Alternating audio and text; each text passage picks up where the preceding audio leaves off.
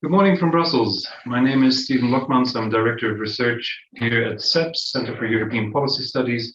It's my pleasure to welcome our online audience, but especially our distinguished speakers and partner CDI from Tirana for this webinar hybrid event where only speakers are in person presence. A webinar on good governance and resilience of the justice sector reform in the Western Balkans, which will take a focus on two countries in particular, those countries that are hoping to start accession negotiation soon, that have been hoping for a while now, and have been preparing in this fundamentals first area for quite a while. At CEPS, we're extremely pleased to be able to partner again with CDI, a think tank well known to us, especially for its flagship conference, the Tirana Connectivity Forum, which is creating waves far beyond the region. We're happy to welcome, as I said, a distinguished panel of speakers. Let me start with Fioralba Čapka, currently a senior expert at CDI, but previously, of course, a stint at the Ministry of Justice in Albania, quite key in the preparation of legislative acts that supported fundamental elements in the justice sector reform, vetting process, etc. Next to her, Ardian Hachkai, I always have problems with your last name, Ardian, Director of Research at CDI, and also, like Fioralba, co-author of a number of the studies that underpin the event today. And to my immediate right, His Excellency Bojan Maričić, Minister of Justice of North Macedonia. Pleasure to welcome you back to CEPS, Bojan. And so last but certainly not least, indeed, Artur Metani, High Inspector of Justice of Albania. It's a pleasure to make your acquaintance, and thank you for coming to Brussels for this event as well.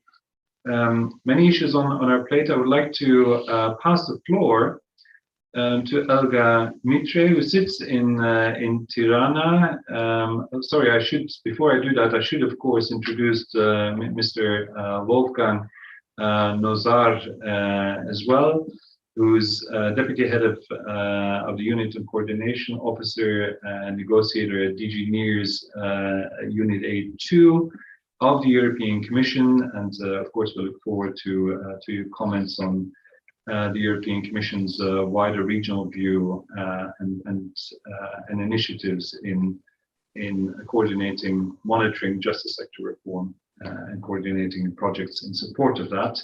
A particular member state that is engaged in the new revised enlargement methodology is, of course, the Netherlands. The Netherlands is known for always making niche funding available for contributions in key areas. And Elga, at the embassy, you are overseeing the Albe project, which has brought us here together. Can you please tell us a little bit more about it? Thank you. Thank you very much, Stephen, and good morning to everyone that is here today with us online. It's a pleasure for me to be part of this event, and I will not shy away from considering it a special edition. I will not enter into the core of the subject to be discussed because I see some very tough competition sitting there. So I'm trying to bring some context on which the cooperation of the embassy and our partner organization CDI has been producing the fruits that are hanging low today. But first things first, let me tell you that Albe, which is the nickname of the project, stands for Al for Albania, and BE is the Albanian version for EU. So as you can imagine, innovation starts with picking names. And I can also confirm that innovation and a very new approach are not only in the name of the project. Albe has had two main components or themes. One is the connectivity, as in the Berlin process connectivity agenda, and the other one is the accession process. And both of them provide an inwards looking at the process and the institutional preparedness for the EU accession. Of course, the role of civil society in these two processes is to be an important interlocutor, and this has been interwoven in the activities throughout the implementation of Albe. As you mentioned earlier, the Netherlands is very much involved in supporting civil society to get the space and the voice it deserves to have as an actor that can do more than looking at the match from the bench.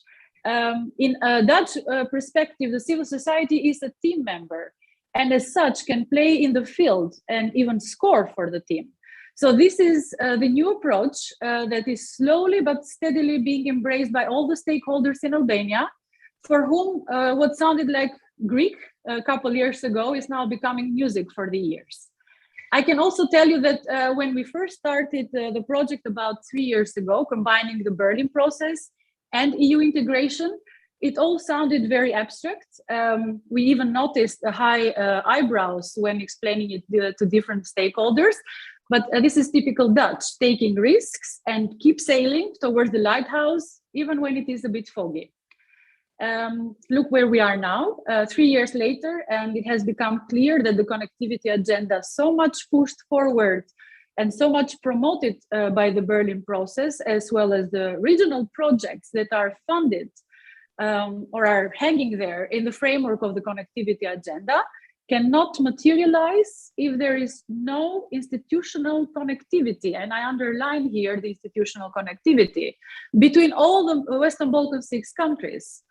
And or if the institutional preparedness and their standards do not share a common benchmark.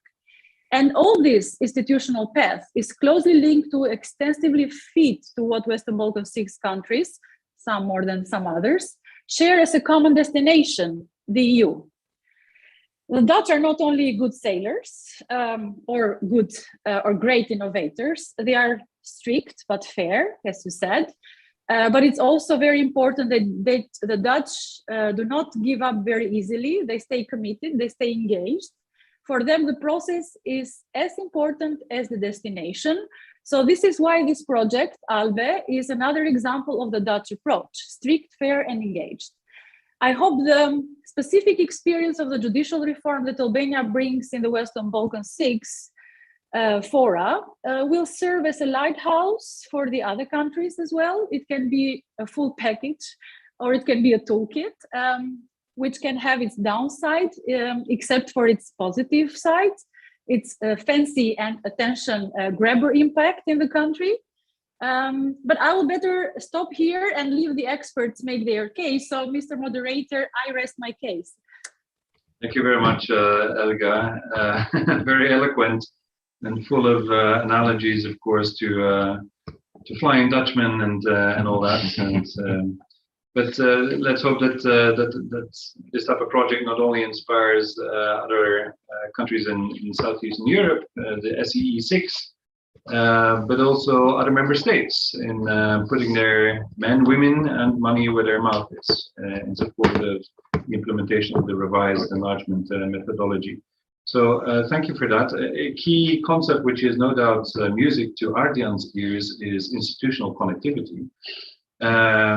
Perhaps you can tell us a little more, Ardian, about the findings of the research project. Thank you very much. It is really an honor and a privilege to be here and to share this table with you guys and with Mr. Maric, with the experts, with Mr. Medame. We should do it more often. What we have found, or just to give you a little bit of context about Albe, is that when we planted at least part of the judicial reform, we were not, let's say, at this time, we wanted to see how the reform was working and what were the challenges. We were listening a lot to the politicians talking about it. We were listening a lot to the EU asking, where is the big fish? I mean, in Albania, the big fish refers to the excellent cuisine that we have, for which we are notorious now, but also to the big guys that needs to be caught, the corrupt persons. So everybody was waiting for the big fish, but we couldn't find any kind of, let's say, deep and meaningful discussion. So the first study that we did was to see what were the challenges of the reform, how it kind of interacted with the enlargement, all in all. The second part that we did together, Stephen, was to see how to get the best of it. And the idea is to leave aside for a moment this problem-solving approach. There are so many problems in the Balkans, but to look at what works. To look at what works and to see how we can make other examples like this. And here we use the appreciative inquiry that we just mentioned before. The third study that we are presenting now, that we have co-written with Albe, is to see how those new institutions that have been created now can be sustainable and resilient, so that we will not witness what we call right now democratic backsliding. And here I want to underline from the very beginning, and I will leave the floor to Fiorello to go a little bit more in depth, is that we want to shift the focus from the reform to the new justice institutions. The reform is a mean, the justice reform is a mean per se. We are not interested in it. What we are interested in now is that the new justice institutions that have been created and that they are operating are efficient, are accountable, are transparent, are independent, are legitimate, have all these characteristics of what we call throughput legitimacy. Basically, we have gone inside the box of the institutions to open them up and to see how they work and how they can amplify what has been done until now. So basically what we want to say now is that we want to shift the attention from the vetting. We are not interested in vetting anymore, or not as much as appears in the media. We are interested in how the new institutions can be successful and can remain successful. The idea would be, if we can, to draw some lessons learned as well about how other sectors than justice can apply good things or avoid bad things that happen in the reform, how other countries eventually can profit from it, but also how the enlargement methodology should change its approach now with Albania. And our position now that the new enlargement benchmarks should focus inside the institutions on the good governance, and also how IPA 3, the financial mechanism of the enlargement, should better tailor to the needs of the Albanian actors. And I will leave the floor now to Fiorello, but a lot of things to say for an hour and a half. Thank you very much, Stephen, for hosting us, and of course to the MATRA project for the financial support. I'll try to be very concise in these minutes in order to give more room for discussion.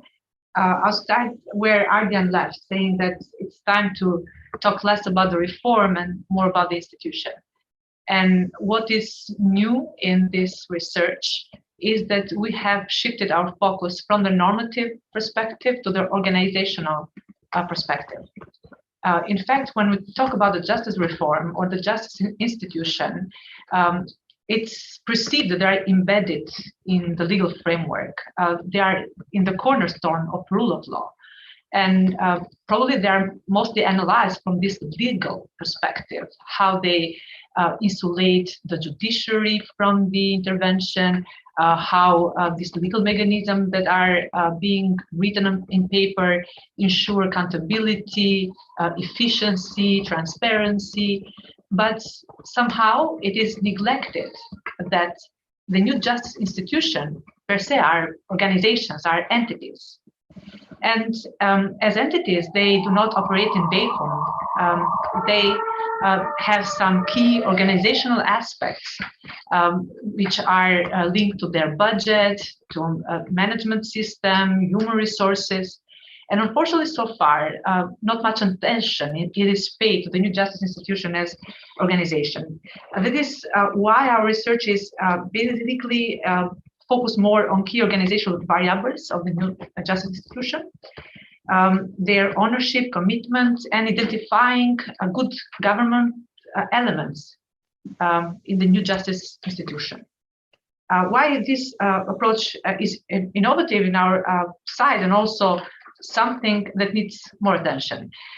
First of all, because the justice reform so far has been mostly evaluated based on the outcomes. And when we read the outcomes of the justice reform these 5 years, there are some reasons to celebrate, but there are also some issues which were unintended consequences of the justice reform. The Constitutional Court or the High Court, which were somehow suspended for 2 years due to the vetting process, or the difficulties that first instance courts or appellate courts are having due to the large number of judges passing the vetting, are of course difficulties the judicial system is facing so far. But in our perspective, judging the justice reform only from the outcome is a very partial picture and does not tell much about the reform. On the other hand, our perspective is not just theoretical to see the reform or to assess it, but as a policy paper, we think it is important to focus on the good governance of the justice institution. Because we're in a phase where the justice institution now are established, but they need to gain their own value and legitimacy. The justice reform is very technocratic. Somehow it is perceived also as a EU-induced reform, which somehow lacks the legitimacy because it's not like our own merely product. But it is time that the justice institution give back values with their decision-making process. And this should be taken into consideration to see inside the justice institution, to see their managerial style, how they use the resources, to see their commitment, their transparency, and their accountability. And we coined this internal perspective within the institution as throughput legitimacy, as the quality of governance. And we need to focus at the quality of governance of the new institution. And why was the relevance, the practical relevance in here? If the focus is just on the outcomes, on performance, it may happen that we neglect the process, and at a certain moment, unethical, undemocratic, not transparent factors affect the process. And then at a certain time, this would be also reflected, compromising the outcome. And we have seen this history happening, not only inside the EU, outside the EU, but even inside the EU. And we need to be careful to understand that the process is also important. And this is not just a one-time exercise, it's a continuous exercise. That's why we need to focus more on the inside processes, on throughput legitimacy of these new institutions. And we have analyzed in our research the environment where they operated. We have some lessons I'll be happy to share in the discussion phase about the managerial aspects, about how we were focused on the legal part and not on the human resources, and this affected the work of the institution and their outcomes. But also I'll be happy to talk here to identify some of the best practices of the new justice institution in Albania that could be benchmarks for the process of evaluation or assessment of these institutions. Thank you, Fiorova. What we should keep in mind, indeed, in the case of Albania in particular, but that goes to a slightly lesser extent for the other candidate countries as well, is of course that the European Union, often in cahoots with the Americans or other like-minded countries, third countries, push very hard for sweeping reforms in these areas. In Albania, of course, we've seen a major constitutional reform, the adoption of 30 laws, bylaws, effectively radically changing the landscape, affecting the architecture of the justice sector to such an extent that it was gutted almost with a very strict application of the vetting process, leaving new holes in the interim, and also opportunities for malign forces to take advantage of that. And probably there, the preparation, while not ill-conceived, perhaps the process of justice sector reform may have been ill-prepared or badly thought through to the end to prevent those type of black holes that are currently can be observed from appearing. We can talk more about that, but in the discussion. But I would like to shift to Arthur Metani, because you had one of these institutions that are key in this whole new machinery, and yet you had to start from scratch.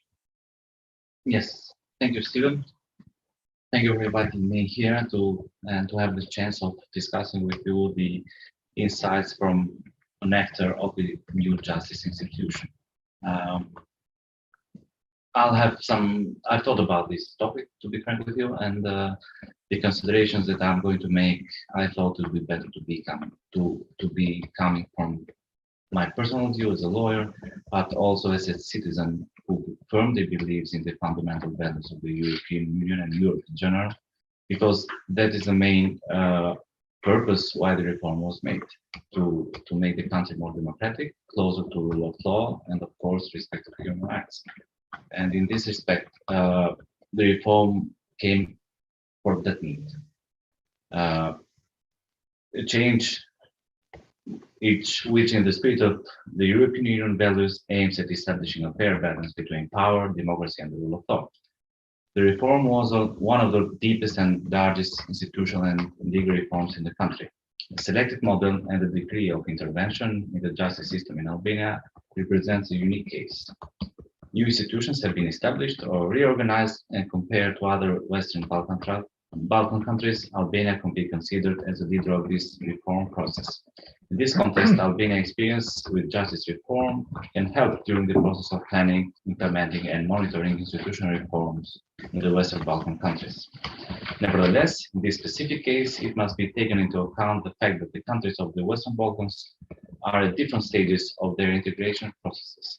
These countries have different legal systems and traditions as well. Despite the fact that the country's concepts of rule of law standards are the same for all European countries, it is required that the application of these standards be done in full respect for their traditions as well as their political, social, and legal context. This process should be carried out through a careful analysis of the selected model and the degree of intervention in the justice system. It should be realized through a process of experience exchange to address the challenges as well as to learn from the experience of other countries. Justice reform is in the process of being implemented in Albania. However, this process has not been easy. The complete reform of the justice system has faced several challenges while establishing and making functional the new bodies, which have had a significant impact during the initial activity of the new institutions. These experiences or challenges are the existence of an initial political will to approve it, but also the change of this will during the implementation of the reform, delays in setting up new institutions and selecting their staff, lack of infrastructure and human resources, lack of planning and budget support, lack of magistrates because of the vetting process, lack of an inter-institutional interaction strategy, the existence of technical or administrative obstacles which prevent the institutions from fully exercising their power, and others. There are different factors at the political or organizational levels which may have brought about these delays, and having analyzed them in the study that was presented here by Ms. Chaka, the conclusion that I get, the factors are the conception of this reform not based on the method of evaluative research, but according to the problem-solving method, the existence of the political vision, values, or will, the core competencies, core infrastructure, embedded knowledge, technical and financial resources, and learning processes and the strength of partners. However, most of these obstacles have been already overcome, and the new bodies are now functional and they are performing. Justice reform has entered a very important phase of its implementation. The institutions of the justice reform are fully committed to creating a system which complies with the European Union standards as well as to delivering concrete results of their work to the citizens of Albania. Now the challenge of the country, as well as the success of the implementation of justice reform, are no longer the conception and the establishment of the new institutions of justice, but their full functioning based on the principle of good governance and the rule of law. The new institutions of the justice system do not automatically function in accordance with the standards of good governance and rule of law. The concept of rule of law is a complex concept, and it makes a distinction between the formal existence of legal provisions and their implementation in practice. In this case, justice reform has built the capacity of the justice system, but achieving concrete results requires influence and changes in the judicial and political culture of the country. The European Union is based on a set of joint values, which include respect of human rights, democracy, and the rule of law. These core values constitute a key asset for the EU, and their preservation or provision is a shared responsibility of all the EU institutions, as well as its member states. The EU has played a key role in designing, financing, and implementing the justice reform in Albania. The influence of the EU has served as an external stimulus to influence the process of change within our country. However, the internal change can only be made by the citizens of the country and by the institutions themselves. The EU, as well as other international partners, have played an important role in improving the quality of the justice system from a formal point of view, but this process must be accompanied by continued support by both our state institutions and the Albanian citizens in order to implement these rules and consequently achieve quality in practicing the justice system. This means that in this case, not only there is a need for a passive initiative, which can be materialized through a legislative process, but also for an active and continuous political activism in different directions, whose goal is the same, establishing the rule of law. The EU can bring about change and also affect the quality of justice system reform indirectly. The EU influence can bring changes and influence the way a reform process is implemented through the strategy of democratic conditionality according to the Copenhagen political criteria or conditionality in relation to the acquis communautaire. This process must be both political and meritocratic. On the other hand, the EU, through its transformative power, by spreading democratic values to citizens and supporting political elites who believe in the work and the values of the European Union, can establish a fair balance between powers, liberal democracy, and the state of law. The EU should provide technical assistance, as it has done since 2005, even through the Aurelius mission or other forms of technical assistance. The EU can assist in the implementation of justice reform through guidance, monitoring, institution capacity building, or a range of other activities which would enable its implementation in practice. The implementation of justice reform in Albania continues. Justice reform is an obligation of the Albanian state to its citizens. This is not the time to reopen the discussion on the need for justice reform, as this fact is already proven to be necessary. But it is time to increase its efficiency, as well as taking measures for this reform to yield the results which it was conceived for. Thank you. Thank you very much, Artur. And your last words actually chime immediately with the question that was raised in the Q&A function of Zoom, which I would encourage our online audience to use in order to channel their comments and questions for our speakers. We will curate the Q&A box and make sure that those questions are posed. The question was basically, is there an end in sight? You know, when will the justice sector reform actually end? And is there an intention, you know, to end the vetting process? I suppose you've answered that question already. Is that, you know, no, this will be a continuous effort. It's a dynamic that will be dynamically improved and made more efficient and effective as well. Maybe just intervene here, Steve, just for one short thing. I think that we need, and we have all agreed, and we have a discussion with this morning with some colleagues, that justice reform is not vetting. Vetting is one of the components of the justice reform that has unjustly taken so much attention. The justice reform are the new institutions. They will deliver justice. So we want to focus on the new institutions, on the good governance of the new institutions. The vetting will continue, and not only for the justice. Good point. Thanks for clarifying that, Arjan. Bojan. turning to North Macedonia, perhaps you can lift the seal on what you have done in the past few months and years, indeed, where you see this going as a part also of the revised enlargement methodology. Thank you so much, Stephen. It's my great honor to be here. I really feel comfortable and welcome, as always, and now in this new capacity. I have perfect speech written by my team, but I have decided, because of my previous life as an analyst and think tanker, to change it a bit and to make it more dynamic in order to sketch the picture, the image of what has happened in North Macedonia in the past several years, and what I think is a permanent activity on a regular basis that should take place in the future. First of all, I would like to make a remark that, as a person who follows the European integration process, particularly in the area of rule of law of the Western Balkans in the past decade, let's say, I think that one of the best things that the Commission and the EU has done is to give more prominence and leverage to the topic of rule of law and judiciary over time in the process of accession. Fortunately or not, it came with lessons learned from the Western Balkans. It came from the cases of corruption in Albania. It came from the political crisis 2015-2016 in North Macedonia, when we had explosion of breach of human rights with mass wiretapping of 20,000 citizens, illegal wiretapping, influence over the judges' decisions, etc., etc.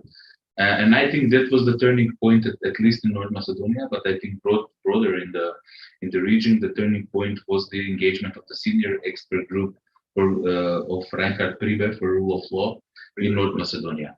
That report that they have written has been the basis, the fundament of all the reforms that we are taking over the past 5 to 6 years. And I think it was a model that was mirrored in Albania and in other countries in the region, and that has set up this fundamentals first approach, the new approach that has come several years ago, and even more with the new methodology, the cluster fundamentals, that is the basis. It is based on this 23 and 24 starts first, finishes last, but extended, because they have realized that it's not only about the judiciary, but it is also about public procurement, it's also about public finances, and that all of it is very, very linked one to another. So I commend this, and I think we should, and I would also encourage the member states to keep the focus and to keep the light on the rule of law and on the judiciary in a broader sense over the process of accession, because it is actually crucial, and everything else can be very well adopted, very well enacted through the legislative process, but the rule of law and the judicial system is the only one that can have or let's say one of the rare that can have also a reversible process of worsening over time. What do we need for stable reforms or stable reform process, and what do we need to have a permanent reform process that will keep the heat in the judiciary and in the rule of law sector? I will speak as a Minister of Justice, having on mind my experience in the past several years, but also as an analyst that works on in the area of rule of law and European integration. Four aspects I would like to cover. The very important preconditions for functional or resilient judiciary and rule of law sector. So preconditions, the substance, the principles, and the actors.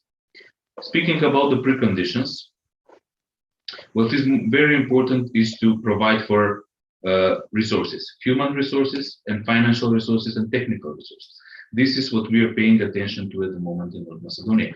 We are increasing the budget of the judiciary for the next year, 6.5% for the judiciary, 13.5% for the public prosecutor's office, hundreds of new employments in their administration, because they always complain that they don't have clerks to help them in their job and to be more efficient, and huge process of digitalization that will make them more efficient and providing the services for the citizens easier and more practically. Active reform plan that goes together with political stability and political will. So political stability and strong political will is a precondition for successful judicial reforms. Otherwise, you cannot count on a viable reforms that will give results and that will make the judiciary resilient. So reform plan is very important, meaning to have a strategy and to have action and steps defined by the strategy that will give results, but that goes together with political will and political stability. And finally, European framework. We are doing all of this because of ourselves, because we want to bring Europe at home, because we want to be a European Union country, but we need to have an active process of negotiations if we want to produce quick results, strong results, and viable results that will not go back. So EU negotiations and EU funds are crucial for the viability and sustainability of the reforms and their irreversibility. Because if there is not this active process, there is always potential for going back in with the progress. Speaking about the substance, I think we have mentioned the legislation. In North Macedonia, we have done ostensible legislative actions, activity by the parliament in the pastoral years. We have changed law on courts, law on judicial council, law council of prosecutors, law on public prosecutor's office. We have strengthened the position of these bodies. We have strengthened the basis for appointments and dismissals. And this is also very important part of the substance, the legislation, but it is certainly not enough. So the second thing is the track record. This is what we have been discussed with the European Union, and now we have a monitoring project for track record on 50 high-level corruption cases in the courts, which will give very good picture, very good image of how do courts handle and how prosecutors handle with the high-level corruption cases. We had special prosecutor's office, which unfortunately collapsed, but the cases are still in the court, and now the regular public prosecutor's office has taken over. So that is the biggest test of their track record, and all the legislation is tested through these specific cases, but also through the practice and through the monitoring process of these cases. Third element of the substance is the training. There are two aspects of the training that we need to take care about. One is the professional training. We have the Academy of Judges and Prosecutors, which has training, the same training of 24 months for all the candidates, and it is a single entry point in the judicial system. So you need to go through that training if you want to become a judge or a prosecutor. That means a single entry point. But what I think is also necessary, and it's still not in place, is training for the heads of the courts, and heads of the Judicial Council and the Council of Prosecutors, training on managing the institutions, because they're very good professionals in dealing with the law. They're very good legal professionals. All shutting down in 25 seconds, but they're not. They're poor managers. So they need training in managing the institutions, in managing the Judicial Council and the court, because this is a big challenge. Can I just interrupt you? Xavier, logistical support, we may have a problem in 8, 7, 6, 5 seconds. Please come. You want me to come upstairs? Yeah. Censorship. I don't know. But hopefully, hopefully we can continue like this. No, we cannot. Just 1 second, please, until we resolve this issue.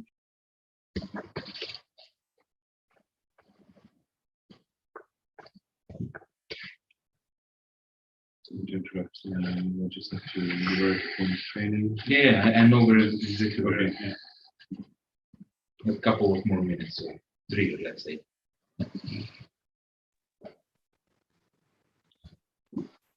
Xavier, if you could please come up to the room.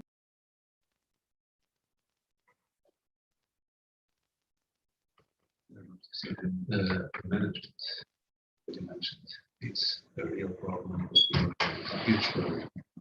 Switch. Because The technical problem is being addressed now. We should be back online in 2 to 3 minutes. Thank you for your patience.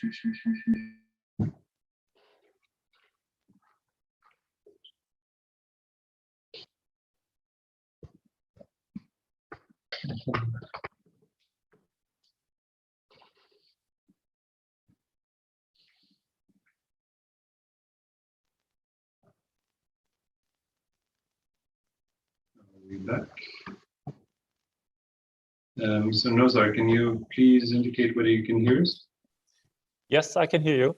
Okay, we're back live. Apologies for that short interruption, especially to you, Boyan. You were on the point of training. Yes, I was discussing the part of the substance of the judicial resilience regarding the training. I mentioned that beside the professional training that the Academy of Judges and Prosecutors is providing, what is necessary and what I would appeal for also EU support and EU member state support is training for management of the courts and public prosecutors office, because we have cases in which very good lawyers, very good prosecutors and judges become presidents of courts or heads of prosecutors office, and they manage badly. They have poor management, and this is why they cannot improve the performance or improve the efficiency of their institutions. And finally, regarding the substance is the matter of independence. I think that the issue of selection, dismissals, and responsibility is very important, because this means on quality of justice. It's not only selection and dismissal. There are a lot of things in between selection and appointment and dismissal, and we think that this is actually the substance of the independence over the resilience, but the responsibility of the Judicial Council of Prosecutors must be explained better to them, because I think that they sometimes, very often, these institutions do not understand fully the responsibility they have in improving the quality of the justice. Speaking about the principles, the third branch of the resilience, I would say what is here important is transparency, responsibility, and efficient justice with high quality. What does it mean? I think what we had a challenge, and this is one of our priorities, our government's priorities in communication with the judiciary, is increasing the transparency. The judges and prosecutors, most of them, they don't feel the need to regularly inform the media and the citizens what are they doing, why are they doing that, and how they spend the public funds. This is because they're not going at elections. All of them have permanent terms, so there is no interruption in their terms, and they feel lack of responsibility. They think that being independent branch of power is enough, so no one will ask you anything. I think this is a big challenge, and this is something that we need to work on together with the judiciary, because this is the reason, one of the reasons why the judiciary has such a low support in the public opinion polls, why they have such a bad image in the public opinion polls. And I always point out as a minister to them that this is equally important, just as it is important for a member of a parliament or a minister or president of the country or prime minister. It is equally important to them to make their own passion of transparency and responsibility and accountability in front of the media. Because when we have judicial decisions that are not popular or inexplicable, the negative points go to the government. They are pushing people are pushing the government to do something about the incorrect or disputable decisions. Finally, speaking about the actors. I think you have mentioned the role of the civil society. I couldn't agree more that it is very important and crucial. But I think what is even more important is the role of the stakeholders in the process of resilience, of the reforms and the EU-funded projects and other funded projects. We need to do more to give them ownership to all of these processes, because very often the judicial institutions are doing the projects and the processes because they were told by the European Union or by some influential civil society organization like Human Rights Watch, Helsinki Committee, etc. And they very often just do the things to tick the box without getting into taking ownership over the process and bringing the process till the end. Of course, the government and the parliament have their share, but this is their responsibility to take over this. So finally, the bottom line of all of this is to have a strict and fair process. I think it is strict enough, and it can get stricter, but it should also become more fair, because now Albania and North Macedonia have seen more strict than fair. we strongly believe that we will start the negotiations as soon as possible, so we can have both strict and fair at the same time. And I would just disagree on one point with Arthur. All the countries in the Western Balkans have their own systems and their own specificities, but they are all comparable. And we should make comparisons between the countries, because this is how we're going to get some lessons learned from the experiences of other countries. And as a policymaker now, I can tell you that it is very useful for us to hear the aspects of the vetting, positive and negative, to hear the aspects of other actions in other countries. And I can tell you it is very useful for policymaking process. Thank you. No, I agree. I agree with the last at the end. This is what I meant actually. Probably. Okay, good. Yeah. Well, thanks for extrapolating this a little bit. Indeed, you mentioned the Priebe report, you know, and it's as a source of inspiration, of course, for other countries in the region as well. You touched upon certain aspects of the revised enlargement methodology, which could be applied, of course, to rule of law in particular. I mean, if this is, you know, the beginning and the end, basically, of the process, should it be mainstreamed, perhaps also in some of the other clusters, than the fundamental one to which, you know, chapters 23 and 24 belong. You mentioned the issue of reversibility, which is potentially problematic in terms of political decision making within the Council of the EU. An issue we touched upon in the previous debate as well, but with that extrapolation, I think we're keen to hear from Wolfgang Nozar at DG NIR, the more general approach in this particular sector towards the Southeast European six. Thank you very much.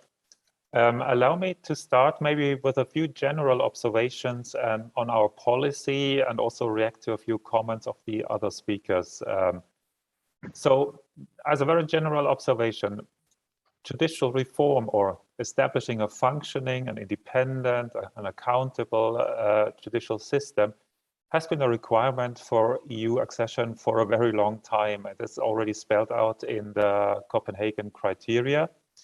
So when people say we are focusing more on this, we are not changing the conditionality, but we have just realized that establishing such a functioning system takes a long time. Because these systems exist, there are lots of national traditions. There are things that have been there for a very long time. You need strong political will of all actors. So because this is such a complex endeavor and because it takes such a long time, we have already started with Montenegro and Serbia to bring the key rule of law chapters 23 and 24 forward in the accession process, start early on and finish at the end, so to give the countries enough time to really implement these complex reforms. With the revised enlargement methodology, we have been even more strict by saying the fundamentals cluster has to be opened first and it will be closed last. And the interim benchmarks are a key element to determine also speed on other clusters. So it's not an isolated cluster, but it closely interacts with the other clusters and therefore determines the overall speed of the negotiations. The core element for all these reforms from the Commission perspective is, of course, that these are not our reforms. These are reformed by the countries. They have to own these reforms. They have to make them work in their national system. And therefore, we are not imposing one specific approach. But we want the countries to do what is best for them and what makes their system work. This is why already with Montenegro and Serbia, we ask the countries to adopt action plans at the beginning of the accession negotiations. And we will do something similar for Albania and North Macedonia, ask them to adopt roadmaps where they structure how they want to implement these reforms, how to make it work. So this is really a key message from my side, that the countries need to own these reforms. From the Commission perspective, we are of course ready to support all these reforms, and we have a number of different tools. I mean, on the one side, we have policy tools. We try to provide guidance and recommendations, You can see this in the annual enlargement package and the different country reports, but also in our dialogue with the authorities, we provide these recommendations, but it's still up to the countries to implement them. Then in parallel, we have, of course, our financial assistance. It was already mentioned.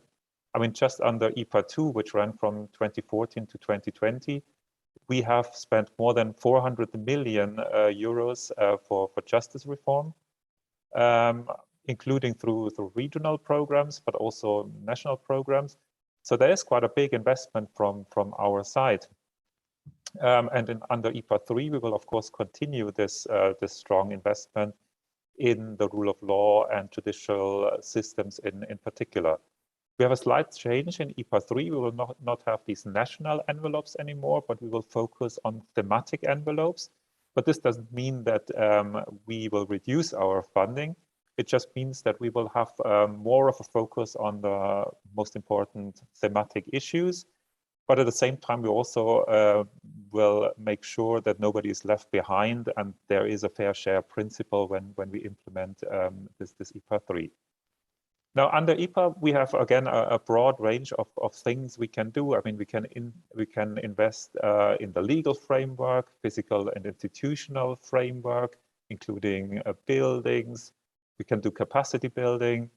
We can provide technical assistance, trainings, workshops, seminars. We could contribute to networking.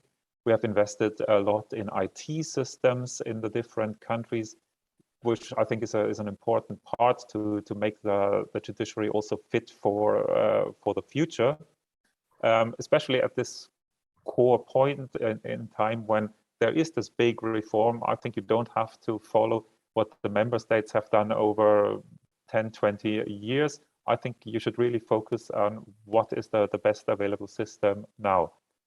Then, of course, indicators are a key element. We want to know how the judiciary functions. And here I slightly disagree. I think outcomes are important, and we need to look whether the system is able to deliver. We're doing this, for example, with CEPEJ, the indicator development. We have trial monitoring projects on corruption and organized crime cases.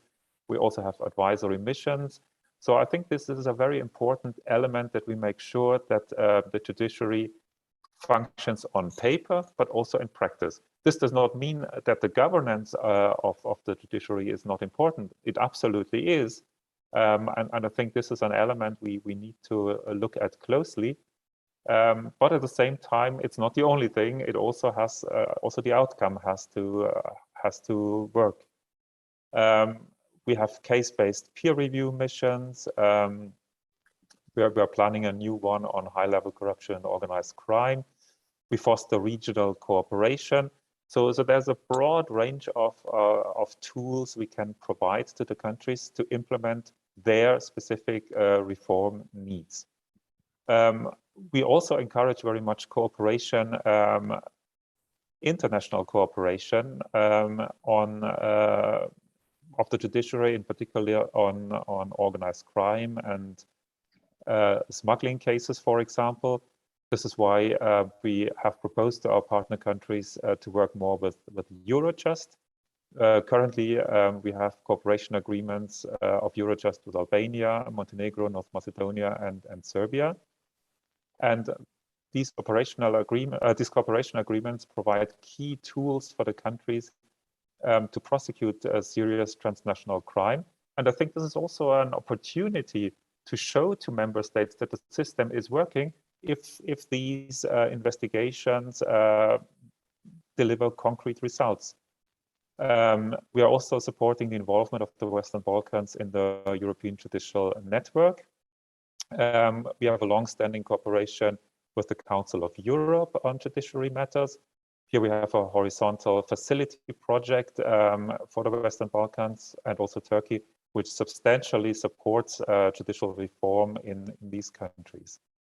So, yeah, my key message here is judiciary specifically, but rule of law more broadly, is an absolutely core element for the accession negotiations. It's important for the Commission, and I think it's even more important for the member states. So our Western Balkan partners have to deliver in this area. We provide a broad range of support, but we're of course also aware that this is a complex process which takes time. There's steps forwards and sometimes there are also steps back. I think this is part of the game, but I think it's in all of our interest to ensure that we establish judicial systems that are well rooted in society and that provide independent and accountable and efficient justice for all citizens. Thank you very much. Thank you very much, Mr. Nozar. I have immediate hands going up, but I want to react. Thank you very much for giving that overview. Your points are well taken. Of course, the countries need to own their own reforms, and the Commission will provide support and also guidance. With the recent publication, of course, of the enlargement strategy and especially the regular reports on Serbia, the criticism about the Commission being slightly out of touch and its own appreciation of backsliding on rule of law has been noted by many observers. How does the Commission respond to this?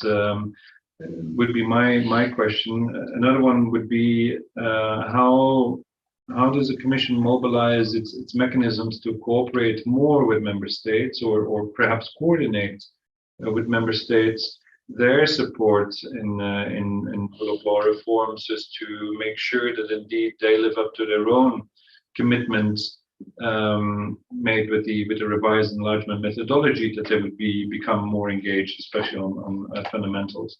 These would be my two questions, but I would give you some time to reflect on that, perhaps, because I know that Fioraba and also Arthur clicked on, I suppose, the outcomes only or also emphasis there. We don't agree with this, so to put it in a very diplomatic way. So maybe just to explain ourselves and also the focus on our research. We think that whenever a reform is being implemented, important, it's input legitimacy, the support of citizens. And this is true not only for local reforms, national reforms, but even reforms that are somehow EU-induced through conditionality. So having citizens on our sides is good, both for our countries, but even for the EU. And this is the first element. The so-called output legitimacy, which is, of course, the outcome, is very important. Because we are building institutions through taxpayers' money, and we want to show to the society, to our country, that these institutions are worth the cost and all the investment. So outcomes, of course, are very important. But the novelty of our research is that it is a missing bridge between input legitimacy and output legitimacy. And the Albania case shows it perfectly. There was lots of support for the justice reform being done. And this support, as Ardian can further develop, makes us somehow the front runner of the justice reform in all the Western Balkans, I would say. So we know that there are enlargement front runner, as the one you mentioned, Serbia and Montenegro, because they have opened the negotiation chapters before us. But in terms of input legitimacy, it is hard to find a Western Balkan country where all the members of the parliament decided to change 1/3 of their own constitution, only to reform the judiciary. It is hard to find such a political will being embraced not only in deep constitutional revision, but also an entire package of 30 laws and dozens of bylaws to change the system from its fundamentals. And not only that, we created 8 new institutions to govern the judiciary, to ensure accountability, transparency. We revised totally the public prosecutor from centralized to decentralized investigation units, reform in the High Court, Constitutional Court. And this is a costly reform. But if we see only the outcomes, then maybe at this stage, the picture is not something we like. And what happens with justice reform, which is graphic, is that sometimes the outcome are not produced in short term, but in long term. And we might lose the legitimacy or somehow bring shadow to the new justice institution and put them in lots of pressure if you focus only on the outcomes. Yeah. And that is why our research wanted somehow to open the discussion with the Commission, but even other stakeholders, to not just stress the outcomes, but the process of building institutions that would survive. I think that we think that the problem we have in the Balkans is that we are building institutions to resolve every problem we have, and this is not efficient. And we are building so many institutions to govern the judiciary, and the point is how long they will survive, because we don't want to come to a certain point where after 5 or 10 years, we revise again the constitution and build up a new institution to govern the judiciary, because it will be a failure. And we don't want this reform to fail. This is why we are trying to focus how to make this institution resilient, to focus on the good governance aspect of it. And in terms of the good governance in Albania, there are lots of good lessons and examples we can draw from the new justice institutions.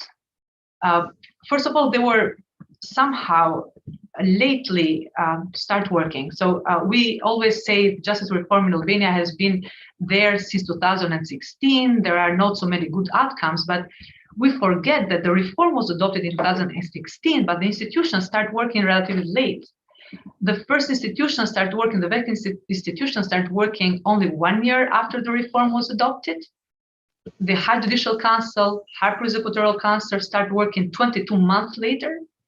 The High Justice Inspector started working in 2020, 4 years after, at least or less. And nowadays we're talking about anti-corruption and catching the big fish. But the NBI, the National Bureau of Investigation, which is the supporting arm of the Special Anti-Corruption Prosecutor Office, is still recruiting its members. Is still in the process of recruiting 30 members, which is half of the capacity they have so far. And that's why we think it's important to see how this institution have operated. They started late, but what we have seen in our research is the leaders have committed to catch all the time lost in the implementation of the reform. And this is a good example of leadership. We have seen leaders being engaged themselves in the administration of the institution, not only from the legal level, but also from the organizational level, despite their managerial profile, because they are all lawyers. We have seen institution noticed by an adapted governance. Why? Because the institution didn't set up some objectives and abide formally, but although they were very young, they were trying to govern in a way that would save the negative aspect that the vetting was causing through the judiciary. So every new justice institution was trying to govern in a shifting ground where situations were changing very fast due to vetting, and they had to take immediate measure to respond to the needs of the system. Then this makes them not only formal institution, but institutions that really put lots of energy to govern and to respond to the needs. And more importantly, we have seen that in all their decision making, before making a decision which had an impact on the system, they were careful to draft the bylaws, to put the standards, to put criteria which were transparent and meritocratic. And they are building in such a tradition of good governance by establishing a professional ethos. And this is something we need to appreciate in the work of the new institution.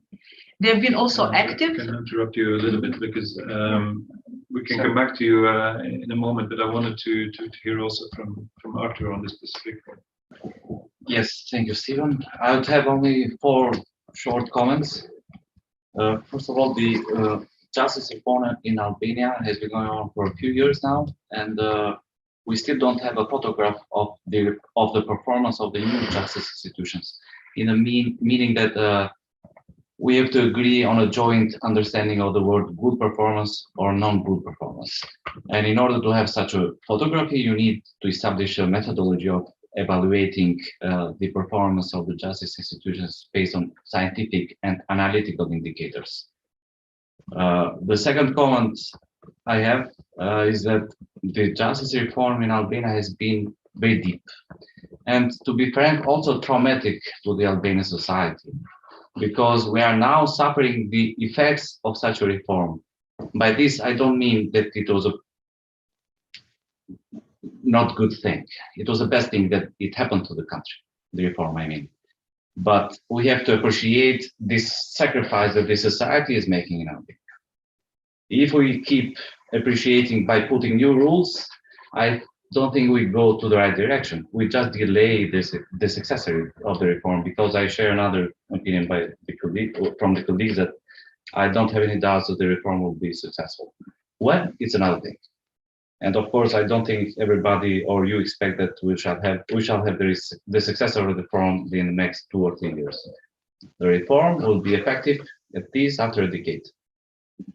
But we have to appreciate things step by step by not putting only new rules. The third thing is that in order to have a successful justice reform, it cannot be separated by the development of other dimensions or other parts of the society. We need to democratize all the society in Albania. And in order to do this, you do it, or the best way to do it is by the integration process. We cannot do it by online meetings or trainings. We just do by face-to-face meetings and exchange and cultures, views, and projects, ideas, how to develop things together. By this, I go to the idea that probably the stages of the European Union are a bit longer, but we can go to another way, like Ardian likes to call it, the institutional connectivity. The more contacts the institutions have in Albania with their homologues or other partners in European Union countries or structures, the better it is for the reform in itself, but also for the development of the country, of the region, and also the European Union itself. Yeah, I click on this particular point, which was, of course, mentioned by Mr. Nozar, and I think we owe you, of course, a right of response here. You mentioned the involvement in the European Justice Training Network. There's a question actually also about perhaps phasing in early participation of candidate countries, certainly those negotiating, into EPPO, the European Public Prosecutor's Office. Perhaps you could respond to that as well. But floor is yours. Some responses, reactions. Thank you very much. Yeah, broad range of comments. I mean, first of all, let me be absolutely clear. I fully agree with you that we need to take into account what Albania has achieved through its reform process.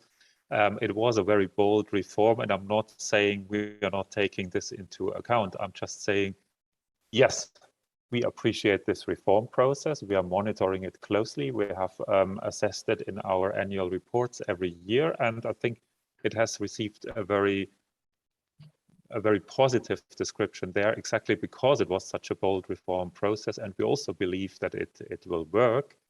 I'm just saying, at the end of the process, at some point, we also, of course, have to see the output. So I think you cannot replace one by the other. This is all that I wanted to say here.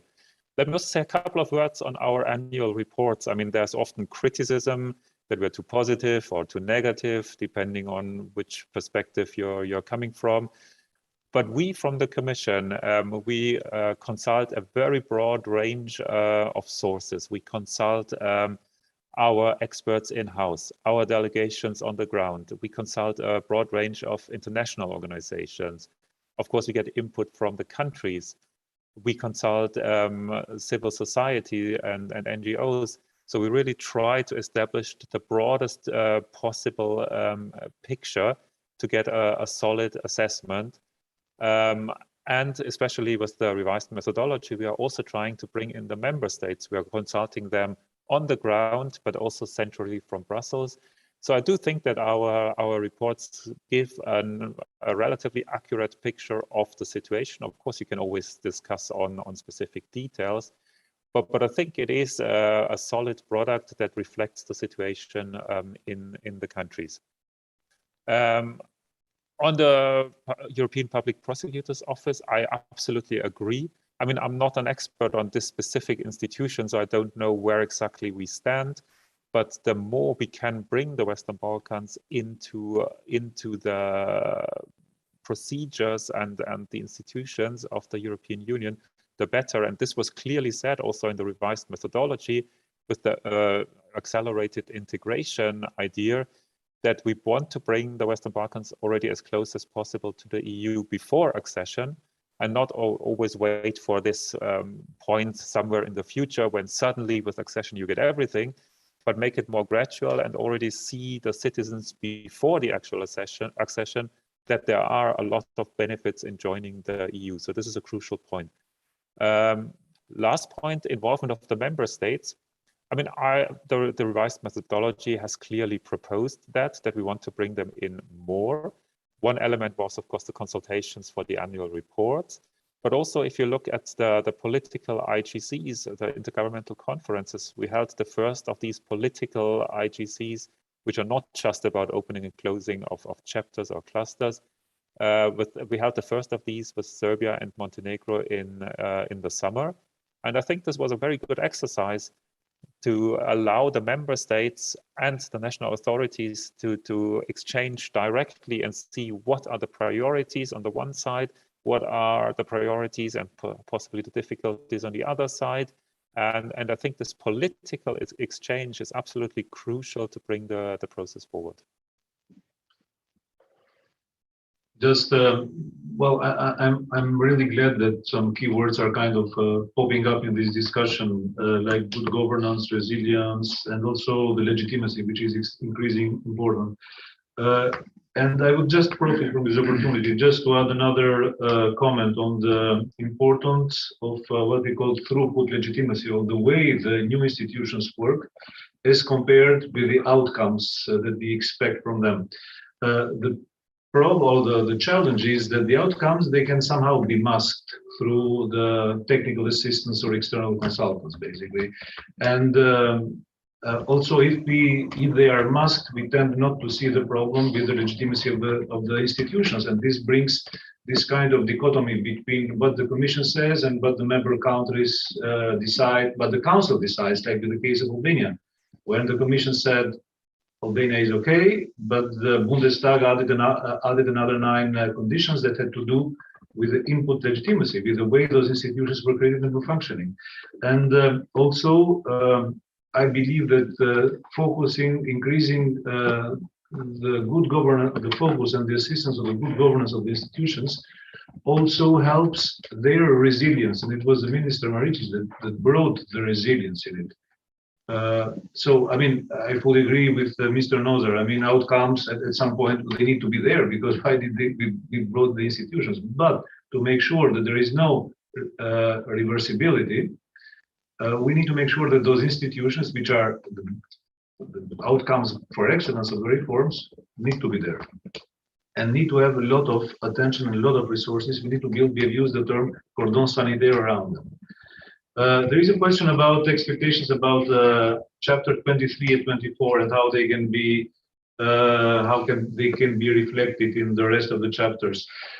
We believe that the chapter 23 and 24 in the fundamentals are not yet mainstreamed into the other chapters, which is reflected in the last country reports when we still let's say measure the progress chapter by chapter, but we do not see how, I don't know, chapter 12 or 17, etc., has taken into account the progress done on justice reform and the corruption. We do not assess or evaluate how the quality of justice, how the corruption phenomena impacts the progress in the other chapters.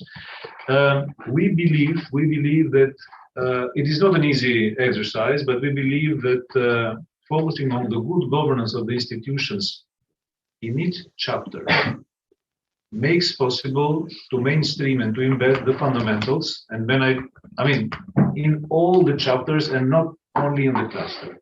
So basically, when we talk about the procurement, you mentioned it, management of public management, etc., we are talking about good governance.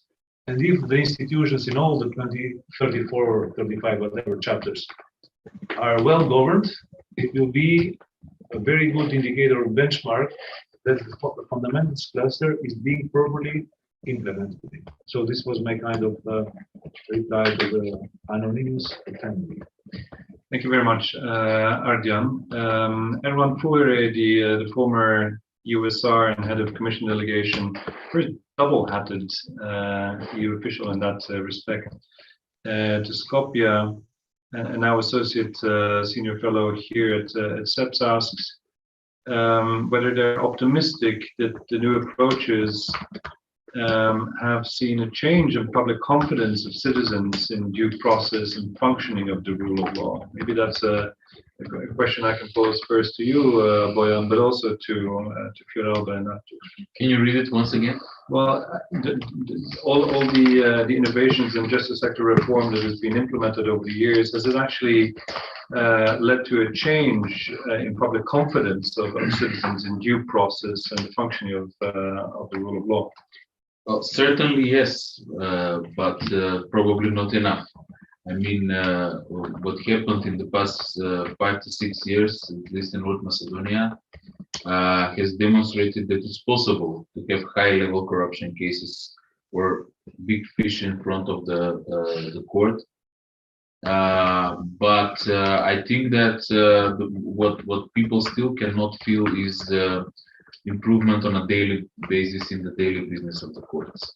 There are a lot of people who are facing long-standing trials or disputes that take place for 15 years. They make the circle of first instance, second instance, Supreme Court a couple of times, and this is killing the credibility and the let's say the narrative that we are doing something about improving the judiciary. So I think the answer is certainly yes, but it's not enough.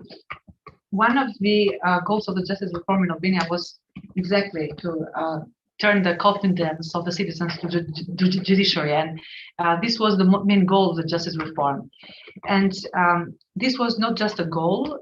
The justice reform in Albania has specific legal provision how to include citizens in the judicial reform.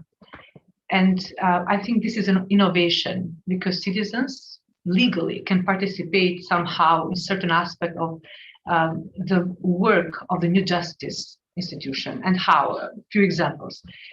For example, vetting, the so famous process that is happening in Albania, has specific provisions how citizens can be collaborators in the justice reform. There is a specific article in the vetting law calling about collaborators.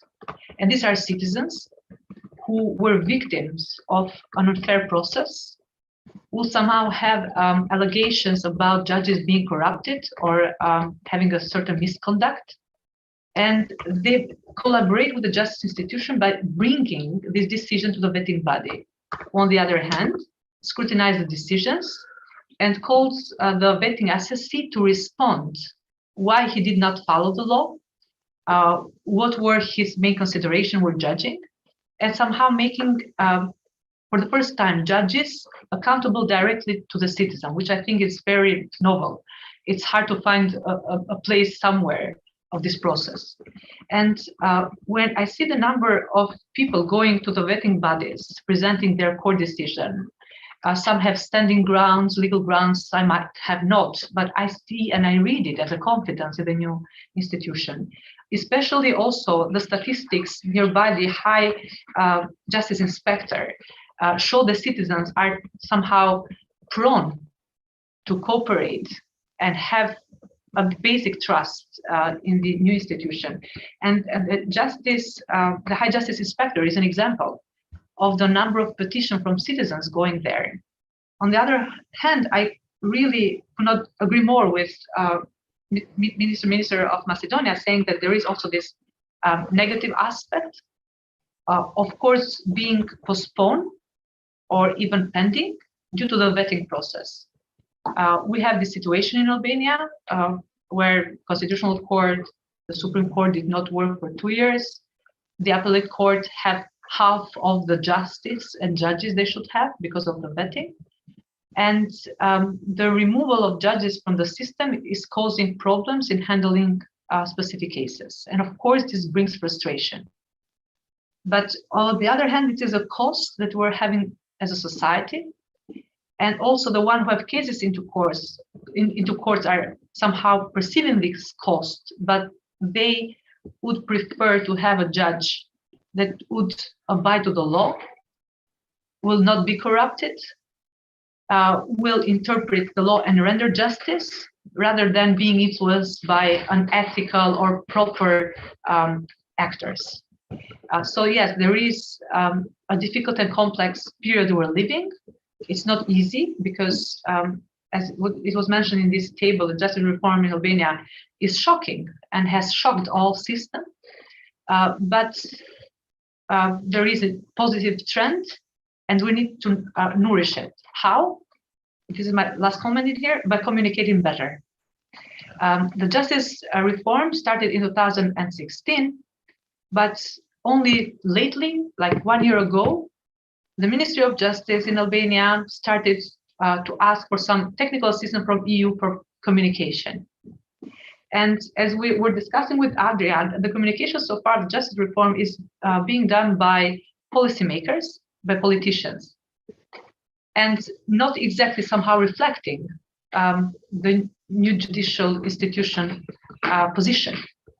So we need to communicate better the reform. We need to give the voice to the new institution and help them to draft their own strategic communication with the citizen. And maybe there is this room from some other technical assistant. Every new justice institution needs to have some communication strategy and have some assistance in that. And also, the third, we need to support the civil society to monitor the justice reform and to communicate it. Because politicians make justice institution, we know, part of their political game, and this is what we expect from politicians. But we need some independent voices who monitor the justice institution and communicate to the citizens, to the lay members of the society, what's happening. And this is some room for improvement that, of course, would somehow help building trust in the institution and also building their legitimacy.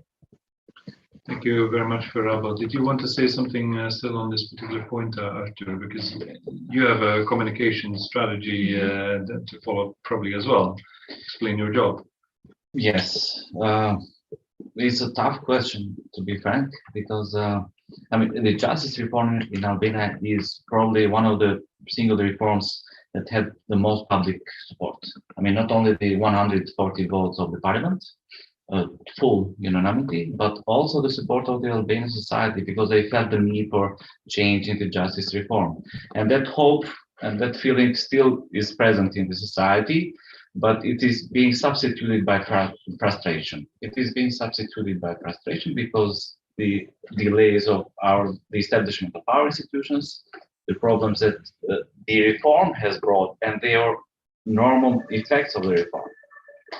But also to stress the fact that we need to be present with publication of our activity, to be transparent with our activity. But also I insist on the fact that the EU should be transparent in publishing the indicators, how they evaluate the process in Albania, because people need to know what the guys in Albania are doing and how they are perceived in the EU, because why did we make such a sacrifice? And they all go together. That's why I insist on the fact that we have to be step by step evaluating the process, appreciating the process, and also creating new standards for the future in order to increase the hopes of the society and the expectations of the society where they should be, and answering to these expectations. Thank you. I'm conscious of time. I know, Bojan, that you have to leave. You have a crisis, no doubt, on your hand with this terrible bus crash in Bulgaria, where 45 citizens of your country died. Our collective condolences, of course. with the people of North Macedonia in this particular case. I know that Elga, you wanted to come in. Can you just limit it to a Twitter length key takeaway? Well, I'm just bringing something on the table which could be a good reason to come back again, because apparently there is too much to talk about, and also there is a lot of interest. And that is building on the comments that some of the panelists made on the increasing transparency. Judges and prosecutors, all because of their long mandate, independency, etc., do not show to be very interested in being open with media or accountability. Let me tell you that the Dutch, again, confirm here their engagement. We are working with the Albanian judiciary bodies, new bodies, for the press judge, because we have to also build communication skills in-house. And before doing that, there is a whole challenge of opening up the mentality, the mindset. But maybe this is something that we can follow up with another webinar, because we will still be there with the press judge concept, which is now being landed in Albania. And I hope it will be fertile. It will land in fertile land. So thank you so much. Elga, there's a side discussion still going on the point of the Commission's appreciation of rule of law in Serbia, perhaps. It's directly addressed to you, Mr. Nozar. Perhaps you could still react to that point. Yes, sure. I mean, actually, I have already reacted, and I think I have answered the question. If you feel that this is not specific enough, or you have heard that before, well, you have heard that before because it's simply true. We do have a broad basis for our reports. They are broadly consulted with all our experts in-house. They are adopted, at least the communication and the reports as annexes, by the college. So we stand behind our reports. Now, as I said, you can always discuss, and I'm happy to engage with you bilaterally in more of a discussion. But I think the reports are very solid documents which very well represent the situation in the countries.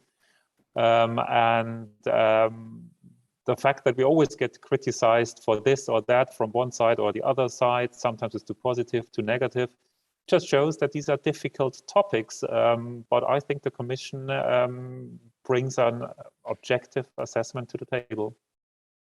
Thank you very much, Mr. Nozar. No doubt this discussion will continue between the Commission and the European Parliament. André, thanks for your interventions there too.